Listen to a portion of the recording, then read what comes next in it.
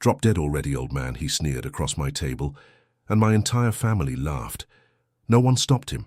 Not my son, not my daughter, not even the grandchildren I used to carry on my shoulders. They just smirked and passed the gravy. That was the moment I stopped being their grandfather and became their problem, but they forgot something. I built this family. I built this house. And I built the will they're all so hungry for. So while they passed pie and poured wine, I made one final call, one they'll remember long after the money's gone. Let's just say Christmas won't end how they planned. My name is Henry Caldwell, and I'm 75 years old. After retiring from 40 years at the bank, I maintain my daily routines in the Victorian home, where my late wife Margaret and I built our life together. My 3 children, David, Sarah, and Thomas, visit with their families, though their smiles feel rehearsed lately. My eldest grandson Michael, a stockbroker like his father David, leads the younger cousins in barely veiled jokes about my age. The old banister still gleams from my morning polishing, and Margaret's lavender sachets still scent our bedroom, even 5 years after her passing. My longtime attorney, Richard Blake, keeps my estate papers carefully updated, including certain provisions the family seems to have forgotten. During my last birthday dinner, I caught whispers about what's left once he's gone. But let me start from the beginning. I set the Thanksgiving table with the good china Margaret and I received as a wedding gift 50 years ago. Each plate clinked against the burgundy tablecloth as I positioned them just so, the way she always insisted. The sterling silver flatware caught the afternoon light streaming through the dining room windows. We'd polished it together every holiday season, sharing stories over the rhythm of buffing cloths. You notice things more keenly when you're alone, like how Michael's voice had grown louder with each visit, his stockbroker's confidence bleeding into something harder. He'd stride into rooms now instead of walking, all expensive suits and cologne, as if testing how much space he could command. The younger cousins, Emma, Jason, and Kate, had started, mimicking his swagger, their laughter a touch too sharp when he'd make comments about my age, or how I kept the house like a museum. I watched my children exchange those looks they thought I couldn't see. David's pragmatic banker's nod, Sarah's pressed lips, Thomas's carefully neutral expression. They called them practical discussions about the future. But I knew better. 40 years in banking taught me to read people's tells. The turkey was carved, sides passed around, and Michael took control of the wine service like he owned the cellar. He filled glasses with practiced flourish, playing sommelier while dropping casual remarks about vintage years older than Grandpa's suits. More brittle laughter from the cousins. I focused on arranging my napkin the way Margaret taught me, corners crisp, fold facing the plate. The familiar ritual steadied my hands, but then Michael leaned across, the cranberry sauce wine loosening his smirk into something ugly. "Drop dead already, old man," he hissed, just loud enough for nearby ears. The cousins' laughter burst out, nervous but unmistakably complicit. Emma nearly choked on her wine. Jason covered his mouth and Kate studied her plate with sudden fascination. The sound hit me like a physical blow, my stomach knotting as heat prickled up the back of my neck. The humiliation spread through, my chest squeezing until it was hard to breathe. I set my fork down with deliberate care, the silver making barely a whisper against bone china. Around the table, eyes skittered away from mine. David suddenly fascinated by his stuffing, Sarah fussing with her napkin, Thomas becoming intensely interested in the ceiling molding. Only Michael held my gaze, triumph gleaming behind his practiced charm. My chair scraped back quietly. I'd learned long ago that true dignity doesn't need volume. The chatter resumed almost immediately as I stood, bright and hollow like the metallic taste in my mouth. No one called after me as I walked to the front door. Why would they? I was just the old man, shuffling off to lick his wounds while they got on with their important lives. The porch boards creaked under my feet, another repair I'd been meaning to get to. November wind bit through my cardigan, but I welcomed the cold. It helped clear my head as muffled laughter drifted through the door behind me. I gripped the porch railing, its familiar wear smooth under my palms, and drew slow breaths until the sting of humiliation crystallized into something harder, something with edges. I'd spent decades building this life, this home, this legacy. I'd worked 60-hour weeks, made careful investments, put 3 children through college. I'd nursed Margaret through her final years with a tenderness that still aches when I think about it. And now my own grandson thought he could dismiss me like yesterday's newspaper. The laughter swelled again inside. Someone starting to tell a story. I knew what my next call would be. Richard Blake's law office would be closed for the holiday, but he'd given me his home number years ago. Just in case, he'd said, with that careful look good lawyers get when they sense trouble coming. I'd never used it before. Standing there in the cold, I decided Michael's little performance wouldn't be the final word tonight, not by a long shot. I went back inside, my shoes quiet on the hardwood. The party had moved to the living room, Michael's voice carrying over the others as he held court by the fireplace. Margaret and I used to sit there on winter evenings, sharing tea and crosswords. Now it was just another stage for his performances. In the dining room, I gathered plates with mechanical precision, muscle memory from countless dinner parties taking over. No one noticed when I slipped them into the kitchen. Why would they? The old man's just tidying up, doing what he always does. The dishwasher hummed to life, its familiar rhythm almost comforting. Turning in early, I announced to no one in particular, though Sarah gave a distracted wave from her perch on the sofa arm. The stairs creaked under my feet. 14 steps, same as always. I'd counted them every night while bringing Margaret her evening medicine that last year. In our bedroom, still our bedroom, even after 5 years, I closed the door on the muffled laughter below. The room felt like a sanctuary, everything exactly where it should be. Margaret's reading glasses still sat on her nightstand, catching the lamplight. I opened the drawer where I kept my old address book, the leather worn smooth from decades of use. Richard Blake's home number was written in Margaret's careful hand on the inside cover. For emergencies, she'd insisted when his wife gave it to us at their Christmas party years ago. My fingers hesitated over the keypad. Was this really an emergency? Michael's sneering face flashed in my mind, and I punched in the numbers. Henry? Richard answered, on the second ring. Everything all right? Need to see you, Richard. First thing possible. A pause. 9 a.m. sharp. You know where to find me. I hung up and pulled out my filing box, another habit Margaret had teased me about. Henry Caldwell, keeper of receipts, she'd laugh. But those careful records had served us well through the years. I sorted through bank statements, will drafts, letters, everything that showed the pattern of disrespect, building like interest on a toxic loan. Sleep came in fits that night. Every time I'd drift off, I'd hear Michael's words again, see those averted eyes around my table. The bedside clock ticked through the hours until dawn finally broke over the maple trees outside my window. You learn to move quietly when you've spent years trying not to wake someone. I showered, shaved, and dressed with practiced efficiency. The blue tie, Margaret's favorite, knotted perfectly on the first try. Some muscle memories never fade. My old leather folio held everything I'd need, documents, notes, dates of comments I'd overheard. Each page represented another crack in the foundation of family respect I'd spent decades building. Even my own children's faces started appearing in my notes more frequently. When had David started checking his watch every time I spoke? When had Sarah's hugs become so perfunctory? The Mercedes still purred like new. I'd always believed in maintaining things properly. As I backed out of the garage, I caught myself rehearsing what I needed to say. About Michael's growing boldness, the cousins' enabling laughter, the way my children had started treating my home like a museum they'd soon inherit. Downtown was quiet at this hour, most offices still dark.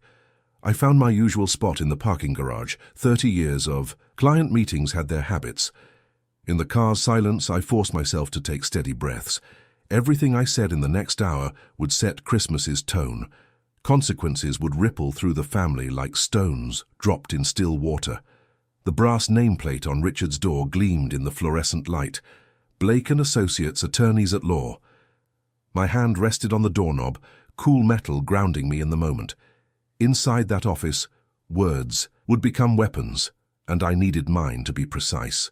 The reception area door opened smoothly. Linda, Richard's assistant of 20 years, stood from her desk with a gentle smile. He's ready for you now, Mr. Caldwell. Richard's office hadn't changed in 30 years. Same oak desk, same wall of law books, same slight squeak in his leather chair as he leaned forward. He spread my files across the polished wood, tabbing pages with practiced efficiency. Start from the beginning, Henry, he said, uncapping his Mont Blanc pen. Walk me through Thanksgiving. The words felt bitter in my mouth. My grandson Michael, you remember him, the one who clerked here that summer. He leans across my table, right there in my home, and says, "Drop dead already, old man." My hand tightened on the armrest. The cousins laughed, not shocked laughs, enabling ones, like they'd been waiting for someone to say it. Richard's pen paused. "And your children? That's almost worse. They just looked away, started talking about the weather." The memory of their studied indifference made my throat tight. But it's been building. Every visit feels like they're checking boxes on a timeline. David times his stays to the minute. Sarah barely looks around anymore, just straight to the china cabinet, the silverware. "Inventory," Richard murmured, making another note. "Exactly. Even the grandkids used to help me in the garden. Now they're too busy unless there's talk about the house or accounts." I pulled out my own notebook. I've tracked the pattern. Visits drop unless there's paperwork to discuss. Questions about bank accounts come up casually. They time their calls for when they think I'm tired. Richard set down his pen and folded his hands. "Henry, I need you to hear this carefully. They're going to start pressing soon. They'll bring documents for clarification. They'll suggest simplifying things with a quick signature. It's a classic pattern. I see it 3 times a month." My stomach knotted. "What do I do?" He pulled out a fresh legal pad and started writing. "First rule, sign nothing, absolutely nothing, without running it past me first, no matter how simple it looks." He tore off the page and handed it to me. "Here's your checklist. Keep it where you can see it. Any papers they bring go straight to my office. Any financial questions direct to me. And Henry," he leaned forward, "trust your instincts. You built everything you have by being careful. Don't let anyone rush you now." I left his office feeling steadier, the checklist folded in my breast pocket like armor. The drive home gave me time to rehearse responses, to prepare for the pressure I knew was coming. I wasn't surprised to find Sarah's car in my driveway when I pulled up. She met me at the door with a smile that didn't quite reach her eyes, a manila folder tucked under her arm. "Daddy." Perfect timing. I brought some paperwork. Just simple clarifications the bank needs. She followed me into the kitchen where I deliberately took my time making coffee. "Nothing complicated. Just your signature on a few things so there won't be delays. Later." I stirred cream into my cup, remembering Richard's warnings. "Thank you, sweetheart, but any updates need to go through counsel first. You can leave those with me, and I'll have Richard review them." The change was subtle, but immediate. Her smile tightened at the corners, a flicker of something harder in her eyes. "Daddy, that's really not necessary. These are just standard forms, which Richard will be happy to confirm." I kept my voice gentle but firm. She left shortly after, the folder still clutched to her chest, her goodbye noticeably cooler than her greeting. I was still washing out my coffee cup when my phone buzzed with a group message. "Family chat" flashed across the screen. David's message read, "Christmas will be perfect time to handle paperwork. Get everything signed for family harmony while we're all together. Looking forward to starting the new year with everything settled." I set down my cup and looked at the calendar on the wall, the one Margaret always filled with family birthdays in her neat script. December 1st smiled back at me, suddenly looking very short indeed. 25 days. They'd given me a deadline gift wrapped in tinsel. The kitchen clock ticked steadily behind me, marking time that now had my name on it. The next week crawled by like molasses in January. You know that feeling when you're being watched, but everyone pretends they're not looking. That was my life now. The doorbell chimed so often I started timing the visits, like clockwork, always when they figured I'd be tired or lonely. First came David's wife Beth, all perfume and practiced concern. "Dad, we just want to help organize things, make it easier on you." Her smile never wavered while she pulled out another stack of papers. "Those go to Richard," I said. Same as always. The sparkle in her eyes dimmed just a fraction. 2 days later, it was my youngest, Michael, who'd barely visited all year. Suddenly he had time for coffee, his briefcase suspiciously full. "Dad, these new forms would streamline your legacy. Really simple stuff." I gestured to the door. "Send them to Richard." The pattern kept repeating. Sarah brought cookies and documents. David stopped by with my favorite takeout and more papers. Even cousins I hadn't seen in months found reasons to drop in, each one armed with concerned smiles, and fresh forms that needed just a quick signature. You'd think having a full house would feel warm. Instead, each visit left me feeling colder, more alone. The fake cheer in their voices made my skin crawl. Every time they left, the silence pressed in harder. I started eating at the small kitchen table instead of the dining room. Couldn't face those empty chairs, still arranged exactly as they'd been that Thanksgiving night. Sometimes I caught myself straining to hear echoes of the old days, real laughter, genuine warmth. But all I heard was the grandson's sneer. "Drop dead already, old man." The house felt bigger than it had in years. I wandered from room to room, touching familiar things, Margaret's cookie jar still holding her recipe cards, the banister she'd insisted on polishing every Sunday, our wedding china, which she'd used even on ordinary days because life's too short for saving joy. The photos were the hardest. They lined the hallway like silent witnesses, Christmas mornings, summer barbecues, moments when family meant something real. I kept stopping at our 40th anniversary portrait. Margaret's smile in that one, she had a way of looking at you that could steady your world. Even when things got rough, that smile reminded me what mattered. That evening I sat in my armchair as the light faded, holding that anniversary photo. The pressure felt like a physical weight. Maybe I was being stubborn. Maybe I should just sign, give them what they wanted. Let the silence end. My notepad sat on the side table, pen ready. One signature and this would all be over. My hand drifted toward it as dusk gathered in the corners. The house creaked, empty and waiting.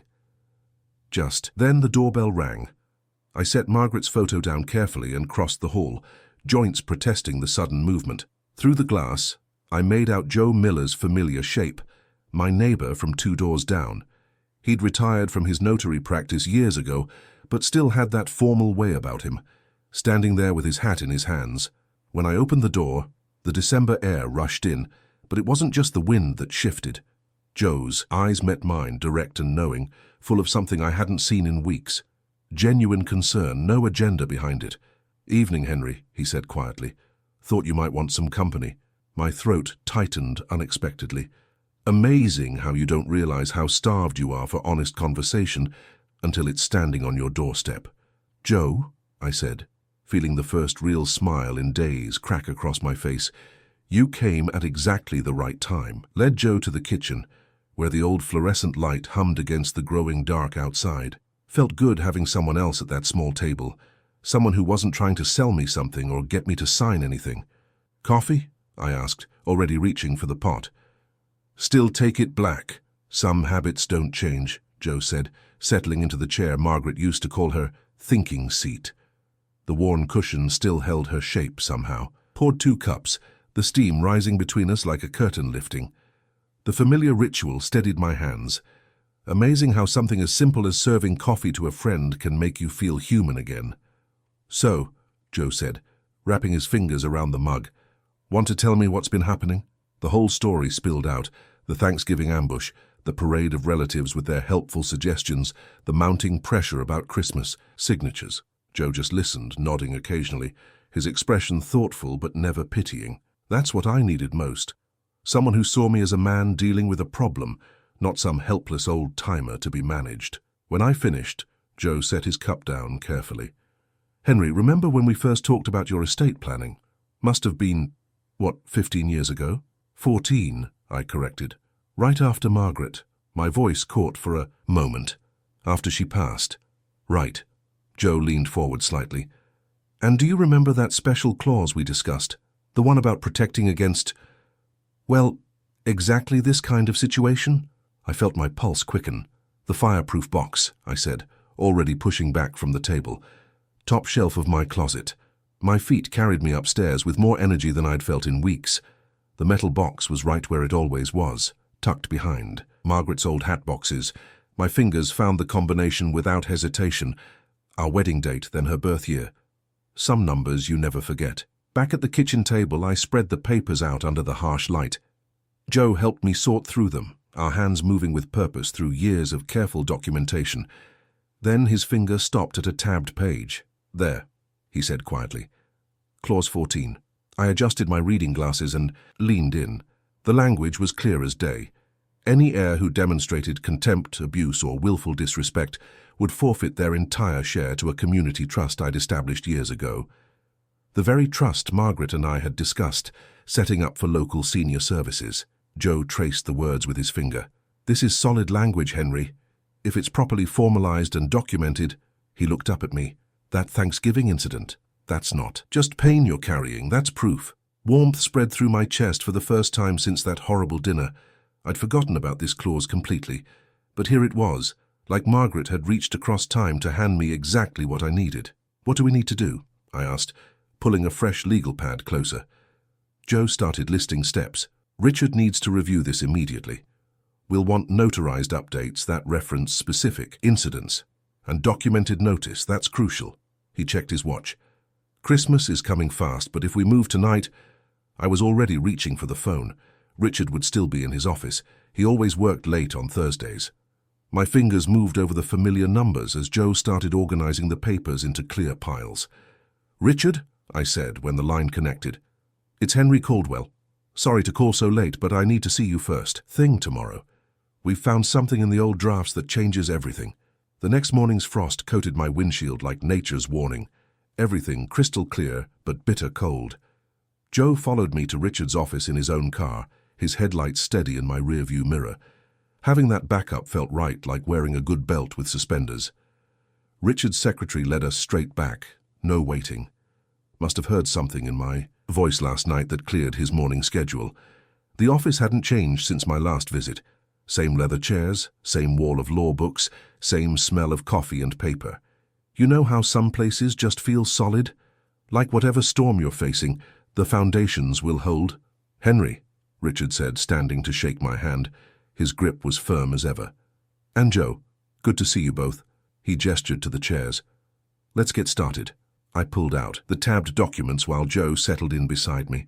Richard adjusted his reading glasses and accepted the papers, his eyes moving methodically down each page. When he reached clause 14, his eyebrows lifted slightly. "This is—" he paused, tapping the clause with his pen. "This is exactly what we need. The language is precise, the conditions are clear, and the timing—" He looked up at me. "When did you say the Thanksgiving incident occurred?" 2 weeks ago, I said. My grandson Mark leaned across the table, sneered right in my face, and told me to drop dead already. His exact words. Richard's pen moved across his legal pad. "Who else heard?" "At least 6 people, Joe added. "Henry listed them for me last night." I nodded, pulling out my notes. My daughter Ellen was there, my son Peter, Mark's cousins Jake and Sarah, plus my niece Linda and her husband Tom. My throat tightened, remembering their nervous laughter. None of them said a word to stop it. "And the pressure campaign started right after?" Richard asked. "Like clockwork," I confirmed. "First the helpful suggestions about updating the will, then the visits with papers to sign. Now they're pushing for signatures by Christmas, keep talking about family harmony and avoiding delays." Richard's pen hadn't stopped moving. "Do you have copies of those? Messages, texts, emails?" "Every single one," I said, patting my folder. "Plus notes from each visit, who came, what they wanted me to sign when they showed up." "Perfect." Richard set his pen down and leaned back. "Here's what we're going to do. First, we'll update the will to specifically reference Clause 14 and recent events. I'll have that drafted by end of day. Tomorrow morning, we'll have it notarized with Joe as witness." He pulled out a desk calendar. "We'll schedule the formal reading for December 26th, the day after Christmas. That gives us time to file everything properly while avoiding any holiday ambushes." His finger moved across dates. "Today's the 15th. We'll need your signature on the updates by the 18th, courier delivery confirmation by the 20th, and final procedural check on the 23rd. He looked up. "Can you manage those dates?" "I'll make them work," I said, firmly. Joe spoke up. "I can drive Henry to any appointments needed. Better not to risk car trouble in this weather." Richard nodded approvingly. "Good thinking." He started writing on fresh paper. "I'm giving you both a detailed timeline. Follow it exactly, no rushed signatures, no matter what pressure they apply." The meeting wrapped up efficiently, like a well-oiled machine. Walking back to our cars, I felt the weight of the calendar in my pocket. Each day now had its purpose, its task, its deadline. No room for doubt or delay. I pulled into my driveway around noon to find Ellen waiting on the porch, a thick manila envelope in her hands. My daughter's smile looked stretched thin, like old elastic. "Dad," she said brightly, too brightly, "I'm so glad I caught you. We've simplified everything into one easy packet." She held out the envelope.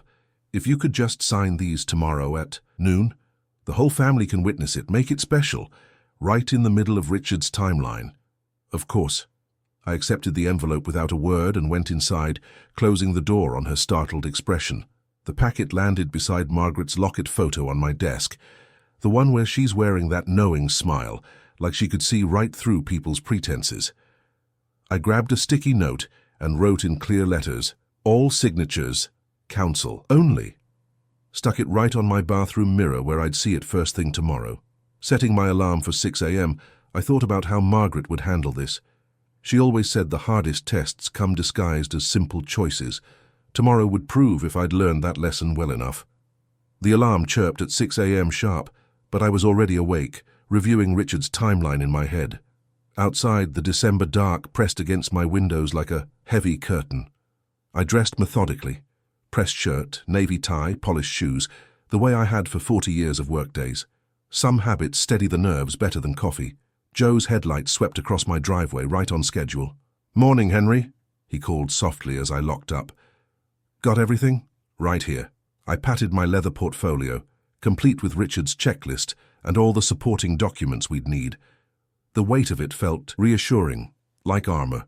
The streets were empty, just the occasional delivery truck making early rounds. Joe kept the conversation light as we drove, talking about his grandkids' school plays and the neighbors' overzealous Christmas lights, but I could tell by his careful glances that he understood what today meant.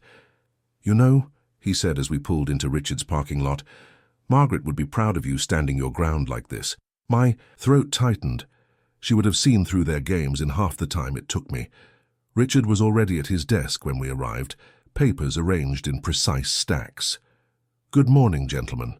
Shall we begin?" The next 2 hours passed in a blur of initials and signatures, Joe and Richard's secretary witnessing each page. Every few minutes, Richard would pause to explain a section or confirm a detail. The formal notice for the December 26th. Will Reading sat at the center of his desk like a judge's gavel. "That's the last one," Richard said finally, adding his notary seal. "I'll have these filed, and the courier service will deliver the notices today. Each heir will receive their copy by certified mail." He handed me my own copy, crisp and official with the date and time in bold type. "Remember, Henry, no signatures outside of my office no matter what they say." Understood. I checked my watch. 11:30. Perfect timing. Joe dropped me home just before noon. Ellen's car was already in the driveway, right on cue. I took a deep breath, tucked the formal notice into my jacket pocket, and went inside. She was waiting at the kitchen table, that manila envelope placed precisely in the center. Her smile looked even more strained than yesterday. "Dad, I brought everyone's calendar. We can do the signatures right now. And then maybe grab lunch. Make a nice afternoon of it." I sat down across from her, my hands steady as I moved her envelope aside and placed the formal notice on the table between us. "I've already handled the necessary updates through Richard. There will be a formal reading on December 26th at 2 p.m. Your copy of the notice should arrive by courier today." The change in her face was like watching frost spread across a window. "Dad, that's not... We had this all arranged. The family's counting on settling things before Christmas. All legal matters will go through counsel," I said quietly. "No exceptions." Her chair scraped back sharply. "I don't understand why you're being so difficult about this. We're trying to help you simplify things." "The date is set, Ellen, December 26th at 2 p.m. She snatched up her envelope, that brittle smile completely gone now. "Fine. I'll let everyone know." The front door slammed hard enough to rattle the windows. My hands started shaking as soon as her car pulled away. I busied them making tea, the familiar ritual helping to settle my nerves. Richard's checklist sat on the counter, each item neatly marked off. The sight of it steadied me further. The phone rang just after 2 p.m. "Henry, it's Richard. All notices have been delivered and signed for. The conference room is booked for the 26th. He paused. "You did. Well today. Try to rest now." I thanked him and hung up, listening to the winter wind rattling the bare branches outside. Moving to the hallway mirror, I straightened my tie out of habit. The face looking back at me seemed different somehow. Older, yes, but with a firmness around the eyes I hadn't seen in a while. Walking into my study, I flipped the wall calendar to the Christmas week page. December 26th stared back at me, the date now circled in, Richard's precise hand. Those last few days before Christmas felt like holding my breath underwater. I kept the house phone unplugged and my cell on silent, checking only when Richard called to confirm RSVPs. You'd be amazed how many urgent text messages you can ignore when you've got your mind set. Every morning, I'd sit at my desk with a cup of coffee and read through Clause 14. The words were practically memorized by now, but there was something steadying about seeing them in black and white. Any heir who demonstrates contempt, mockery, or mistreatment, I'd practiced keeping my voice level, my hands still. No dramatics needed. The truth would do all the heavy lifting. Margaret's old locket lay on my desk, still carrying that faint trace of lavender she loved. I'd polished the silver until it gleamed, then tucked it into a small velvet pouch. Every time I touched it, in my pocket, I could almost hear her voice. "Stand tall, Henry, you know what's right. Remember how churches always feel different on Christmas Eve?" That night I slipped into the back pew at St. Michael's, just as the evening service was starting. The air was thick with pine and candle wax, carols drifting down from the choir loft. When it came time to light the candles, I held mine steady, watching the tiny flame. "For clarity," I whispered. "For courage." Back home, the house was quiet enough to hear the grandfather clock ticking in the hall. Moonlight spilled through the windows, turning everything silver and strange. I stood at the kitchen window for a while, looking out at the frost-covered yard. Somewhere across town, I knew they were probably having their usual Christmas Eve party, drinking and laughing, maybe even practicing their concerned faces for the reading. I barely slept that night, but it didn't matter. By 5 a.m. on the 26th, I was up and moving with purpose. The shirt I'd chosen, Margaret's favorite Oxford blue, had been pressed within an inch of its life. My old dress shoes took polish like they were brand new, the leather warming under the brush until it reflected like glass. You know that feeling when you're so focused. Even ordinary things feel important. I remember every detail of that morning's breakfast. 2 eggs over easy, wheat toast, coffee black and hot enough to scald. Each bite measured, deliberate. The kitchen clock ticked past 7 as I washed my plate and cup, dried them, put them away. The drive to Richard's office was like moving through a dream. Streets still empty from the holiday, Christmas trees already out on curbs.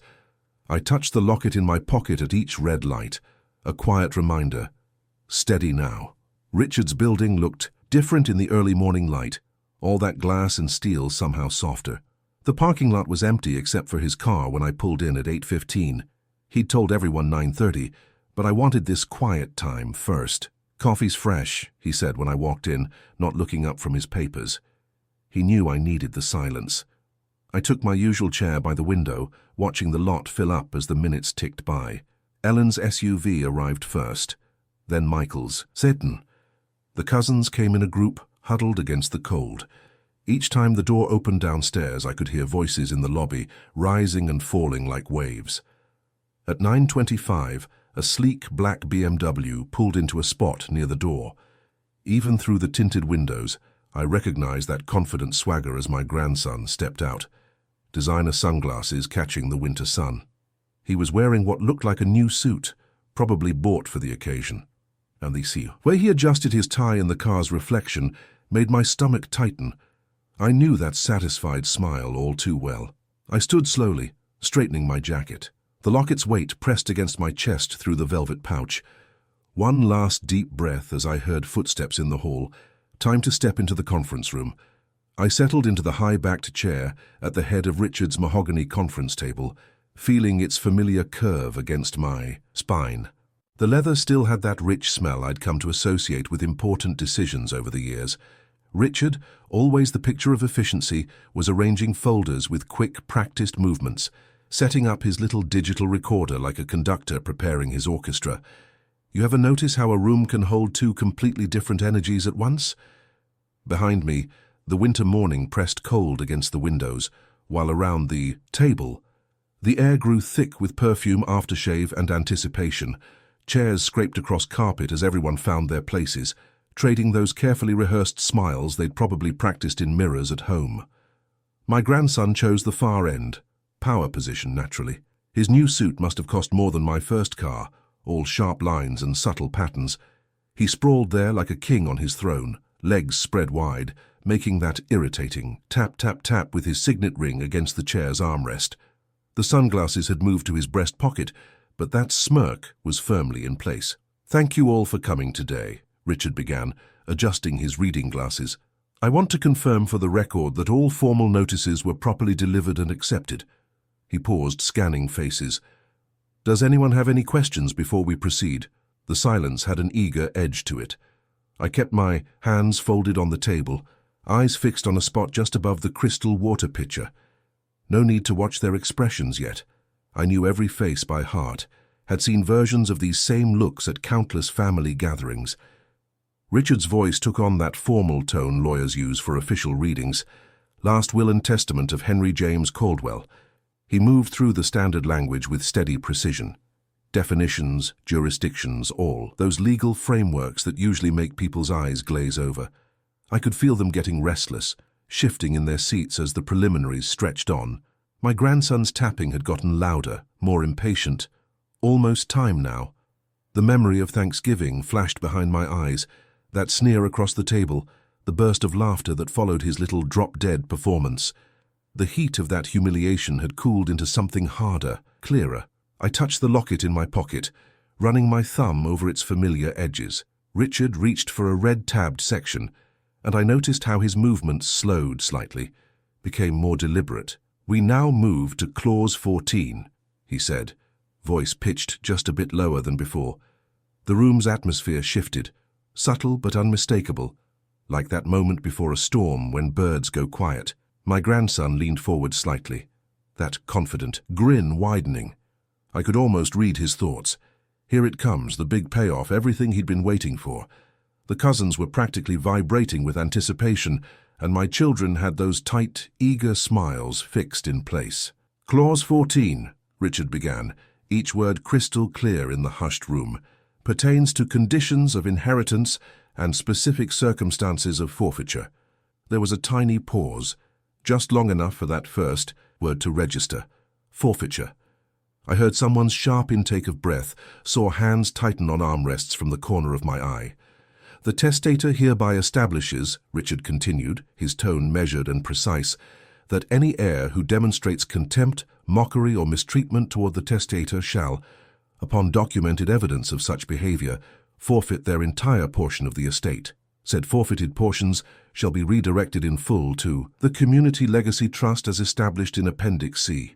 The first stunned exhale rippled through the room like a wave. I kept my eyes on that spot above the pitcher, but I could feel the temperature dropping as Richard's words sank in. The tapping had stopped completely. Richard drew another careful breath, about to continue reading the clause's full legal details. The silence now was absolute, not even a chair creak or paper rustle. Outside, a car horn sounded in the distance, muffled by the thick windows, but in here you could have heard a pin drop. Richard adjusted his glasses and continued reading, his voice carrying that special weight lawyers use when they're about to drop a bombshell. "To be absolutely clear, any heir who has demonstrated mockery or mistreatment of the testator automatically forfeits their entire portion of inheritance. Such forfeited amounts will be transferred in full to the Community Legacy Trust." You know that moment when a room full of people suddenly realizes they've walked into quicksand? That's what happened next. I watched their faces change like clouds before a storm, confidence draining away, replaced by something closer to panic. "For the record," Richard went on, "the trigger for this clause requires demonstrable acts of disrespect or cruelty. We have documented evidence of such an incident occurring on Thanksgiving Day of this year." He lifted a sealed affidavit. Multiple witnesses were present when the following statement was directed at the testator. "Drop dead already, old man." My grandson jerked forward like someone had stuck him with a pin. "That was just a joke." His voice cracked on the last word. "Everyone was laughing. It was just dinner conversation." I glanced at the cousins who'd laughed along that night. They were suddenly fascinated by their hands, the table, the ceiling, anywhere but the front of the room. Richard didn't even blink. The clause makes no distinction regarding intent or context. The action itself is the trigger, and the record of that action is clear and witnessed. He shuffled his papers with careful precision. I will now read the redistribution schedule. My grandson's face had gone the color of old paste. I could see his brain spinning, trying to find some escape route, some magic words that would undo what was happening. But Richard's voice rolled on, steady as a freight train. Previous allocation to Thomas James Caldwell, Jr., 40% of total estate value. Revised allocation under Clause 14, 0%, with full portion redirected to Community Legacy Trust. The numbers hit like body blows. My grandson's mouth worked silently, like a fish suddenly finding itself on dry land. I kept my breathing even and slow, touching the locket in my pocket. The weight of it reminded me of everything that mattered. Respect, dignity, the values my wife and I had tried to teach. Across the table, my children sat frozen. The cousins looked like they wanted to melt into their chairs. The only sound was the soft whisper of papers as Richard arranged the next set of documents. I'll now present the formal signature. Logs, he said, his tone suggesting this was all perfectly routine business. These will confirm the updated distributions as final and binding. The silence in that room was something you could almost touch, thick and heavy as fog. Everyone seemed to be holding their breath, waiting for, what? A miracle? A last-minute reprieve? But the only thing coming was more paperwork, and the cold, hard reality of consequences. My grandson's hands were gripping his armrest so tight his knuckles had gone white. That expensive suit didn't look quite so sharp anymore. Funny how quickly confidence can wilt when the ground shifts under your feet. The smirk was long gone, replaced by something between disbelief and desperation. Richard cleared his throat softly, letting the silence do its work. Then he turned to the next page with deliberate care, the rustle of paper loud as thunder in that quiet room. The formal signature logs lay there waiting, final as Judgment Day. Nobody moved. Nobody spoke. The weight of what had just happened pressed down on all of us like a heavy blanket. Through the windows, winter sunlight fell across the table, highlighting the stark black text that had just rewritten my grandson's future. You ever notice how a room changes when money slips away? It's like watching ice crack under feet that thought they were standing on solid ground. The murmurs started soft, little gasps and whispers spreading out from the center of the table like ripples in a pond. Some sounded shocked, sure, but I caught a few satisfied nods from the quieter corners. Guess I wasn't the only one who'd noticed the swagger lately. Those bright, entitled faces that had been so certain of their futures just minutes ago. Now they were doing math in their heads, recalculating what respect might be worth after all. Funny how quickly attitudes can shift when there's a price tag attached to basic decency. Richard wasn't done, though. He laid out the Community Legacy Trust's mission with the precision of a master carpenter. The trust will support educational initiatives, senior care programs, and youth mentorship, focusing specifically on building intergenerational respect. His words had weight, like nails being driven home. The legal framework has been thoroughly vetted. The language mirrors successfully upheld precedents, and all necessary filings were recorded last week. I felt the old mahogany under my palms, smooth and solid. Made me think of the workshop where I'd learned my trade, how the old-timers taught us that good wood never lies. It just shows what's already there, waiting to be revealed. Right now, what was being revealed wasn't pretty. My grandson's glare, who could have stripped paint. His head swiveled around the table, searching for somebody, anybody to back his play, but all he found were aunts suddenly fascinated by their coffee cups, cousins studying the carpet pattern like it held the secrets of the universe. The ones who'd laughed with him at Thanksgiving. They couldn't look up now if you paid them. That's when I saw it hit him, really hit him. This wasn't just about the money anymore. This was about sitting in a room full of people watching his reputation crash and burn. The kind of thing that sticks to a name long after the lawyers go home. The sort of story that gets whispered at family reunions for years to come. Remember when Tommy thought he was so clever, right up until, "Are there any questions regarding the terms as read?" Richard's voice cut through the thick silence. Not a peep, not even a throat clearing. You could have heard a feather drop. I pushed my chair back slowly, feeling every eye in the room track the movement. The legs made a soft scrape against the carpet. Funny how loud small sounds can be when nobody's breathing. Standing up straight, I placed my palms flat on the table's surface, fingertips reading the grain like braille. Years of woodworking had taught me to feel the truth in things. Remember what I said about moments that stick in people's minds? I knew this would be one of them. Not the legal language, not the numbers, but this image right here. An old man they'd written off, standing tall while their house of cards collapsed. My hand moved to my jacket pocket, touching the small velvet pouch inside. The locket waited there, carrying more weight than its size would suggest. My late wife's voice seemed to whisper from somewhere distant, "Show them what matters, Henry. Show them what lasts." I drew a slow breath, tasting the tension in the air. The room had gone so quiet you could hear the heating system tick in the walls. Every face was turned toward me now, even the ones that couldn't meet my eyes earlier. They were waiting to see what would happen next, knowing somehow that the paperwork wasn't the real ending to this story.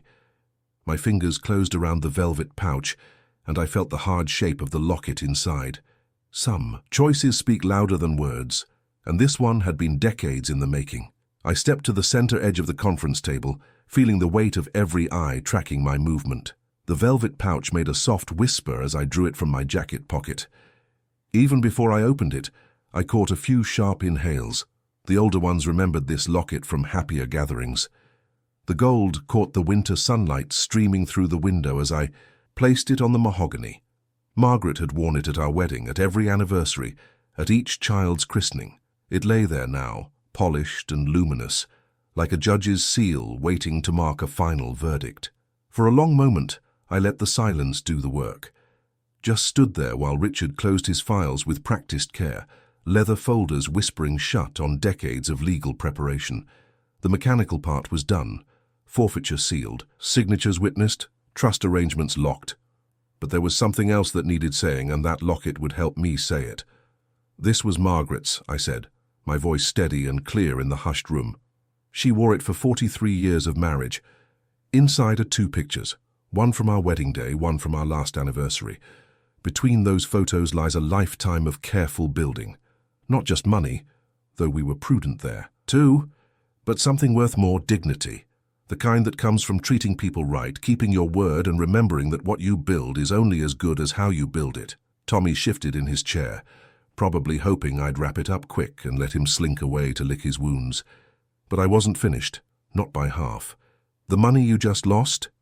I gestured to Richard's closed files. "That's permanent. The trust is ironclad. The forfeiture complete. But there's something else you lost today. Something that'll follow you longer than an empty bank account." I let my eyes move across the faces around the table. Everyone here witnessed it. Your aunts, your cousins, our neighbors. They all saw exactly who you chose to be. That story will get told at every family gathering you skip to avoid the whispers. It'll surface in casual conversations around town. You know Tommy Caldwell, the one who thought mocking his grandfather was clever right up until it cost him everything. The color drained from his face as the second edge of the blade sank home. Money he might earn back someday, but reputation, that stain tends to set. "I want to thank Richard here," I continued, nodding to my attorney, "for his steadfast counsel over the years. And Bill," I acknowledged my neighbor, "for reminding me of what Margaret would have expected me to protect." Reaching forward, I slid the locket exactly 1 inch closer to the center of the table. The movement was deliberate, like setting the cornerstone of a foundation. Winter light caught the gold again, throwing a warm glow across the polished wood. Some moments deserve their own punctuation. I waited until I felt the weight of every eye on that locket, until the silence had stretched just long enough to ache. Then I delivered the line I'd been holding since Thanksgiving, my voice as calm and final as a church bell at sunset. "Respect is earned, not inherited." The locket gleamed in the quiet that followed, like a period at the end of a very long sentence. Looking at it there, I could almost hear Margaret's approval whispered in the stillness. She'd always said actions reveal character, both the good and the bad. Today had certainly proved her right about that.